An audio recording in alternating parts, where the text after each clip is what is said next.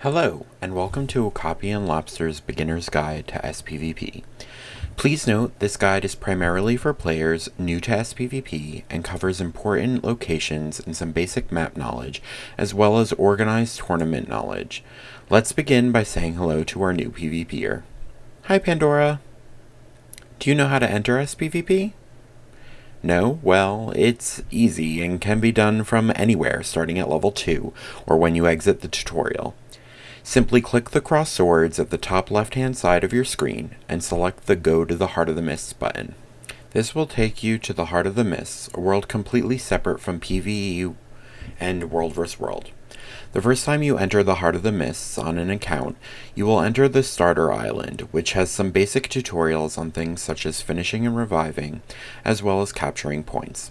If you wish to skip these tutorials, simply run north to the Asura Gate, which will take you to the main island. The first thing you will notice when you enter the Heart of the Mists is that your weapons, armor, skills, and traits have all been changed to a default PvP build for your class. These builds may not be optimal for your playstyle, however they are usually somewhat functional and can be used if you wish to just hop right into PvP.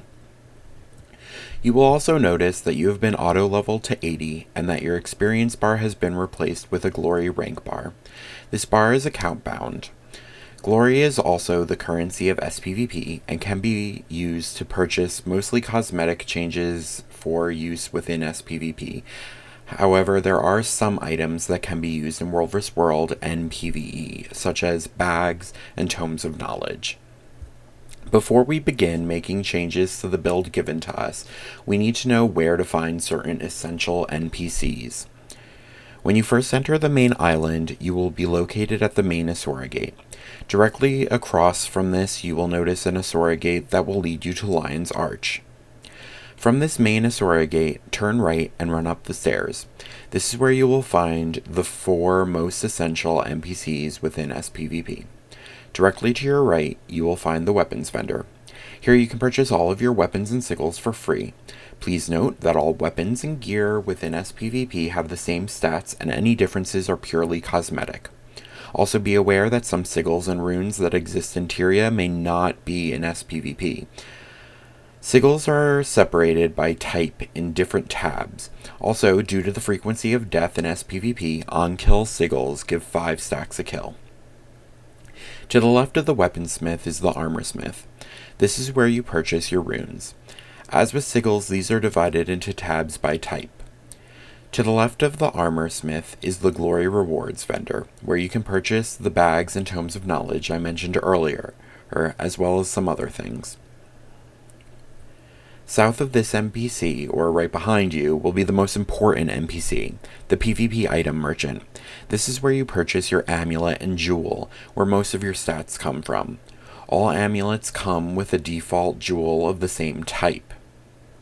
Your amulet, sigil, and rune choice is extremely important in SPvP. This is due to that being the only place where you gain stats for your character. Now that you have the gear you want, it's time to adjust your build.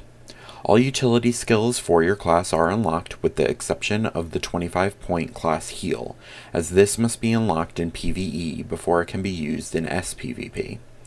Take note that all racial abilities do not exist in SPvP to prevent you from having to choose a specific race to have an advantage. Also, if playing a ranger, all pets including the ones from the Hall of Monuments are unlocked in SPvP. Make sure that you set up your underwater pets as they aren't initially set up in the default build. If you wish to change your trait point allocation, simply click the Refund Trait button at the top of the window. This can be done for free anytime you want. Now that you are set up the way you want, let's go to PvP. For this you'll need the PvP browser NPC located to the northwest of the main Asura Gate. Alternatively, you can click on the cross swords and go to the Game Browser tab to bring up the same menu. From here you can enter any server and get right into SPvP. This is great if you just want to finish a daily, test a new build, or burn some people with fire. If you'd rather play a tournament with friends or even solo, you will need the Tournament Master NPC, located just north of the Amulet Merchant, right next to the Mystic Forge.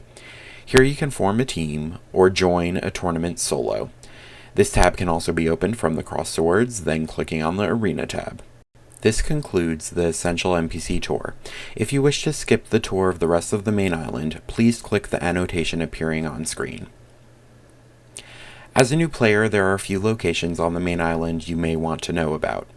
The first is the PvP locker. This is located to the left as you go down the stairs from the main NPCs. Here is where all of the cosmetic reward skins are kept. You can deposit these by using the Deposit All Collectibles button in your inventory screen. Also, you can only have one of each skin in your collection. Once you get another one, please purchase a PvP salvage kit and salvage the skin. All PvP salvage is also kept in the PvP locker. If you wish to know more details on this system, please comment down below and we'll make a video for you. Next, from the main gate, let's go down the hill to the right. As you go down this hill, you'll notice the dodge golem. This is where you can practice your dodge mechanic, timing, and so on. Behind him, you will find 3 target golems located to your left. This is one of several sets on the island and will allow you to test your build against heavy, medium, and light armor targets. Down the rest of the hill is the lake. This is where you can set up your underwater abilities and pets. There's only one map with underwater combat, but it is still something you will want to do. There are also target dummies located underwater to practice your underwater skills as well. From here, we're going to run up the hill past the target dummies. In this area, we have NPCs that mimic every class.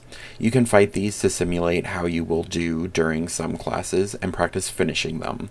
Please note that these NPCs are not nearly as skilled as a player, but it does give you an idea of how some class mechanics work. From here, we will run west past the cannons and trebs, and another set of target golems. Here you will find the AoE golems, a moving golem, and an indestructible golem, all used to test your build. This concludes the island tour. Now we can go into a map. When you first enter our map, you will be presented with instructions. The instruction window will let you join one of 2 teams. If this window does not open, hit the N as in Nancy key to bring it up. After you join a team, you will load into their starting area, and depending on your game mode, a ready button will appear on the left-hand side of your screen. Click this button once you are ready after discussing a strategy. From here, we will be covering some basic map knowledge and some organized tournament team roles. Make sure to subscribe to the channel for more detailed tours of each of the SPP maps. Currently, all SPVP matches are won by the first team to hit 500 points. Points are primarily gained through capturing and holding a point. A point is captured by standing inside the circle. This will slowly turn your team color when you stand on it. You should note that points cannot be captured or neutralized while in stealth. Each map also has a secondary mechanic which may contribute to either strategy, points, or both. While there are no traditional roles in Guild Wars 2, there are certain team roles in organized team SPVP. The 3 primary roles in an SPVP team are the bunker, the commander, and the target caller. The bunker is a survivable character that can often hold 2 or more people from capturing a point for a somewhat long period of time. This allows to call reinforcement and defend your point. This character initially captures your home point and stays there. The point closest to your spawn is what's referred to as your home point. The commander is the team leader and tells all other players where to go. They watch the entire map and the score and adjust your strategy accordingly. This is often the most challenging role as you control the entire team. The final role is the target caller. This person calls target on the focus in group fights. While this can be the commander, oftentimes they are focusing on other things, so it's better to have it be a third person. This job provides challenges of its own as you want to focus the right target during each fight and make sure you're not focusing a bunker instead of a squishy DPS. As with most team-based play, communication is key, and this, like most things, takes practice, both solo as well as with your team. This concludes our basic SPVP guide. If this guide helped you in any way, or if you have any suggestions, please like the video and comment down below. Also, for more guides, please subscribe to the channel. Updates are done at least once a week. Until next time, I'm Lobster, and I love dishing out snow globes to the face. See ya!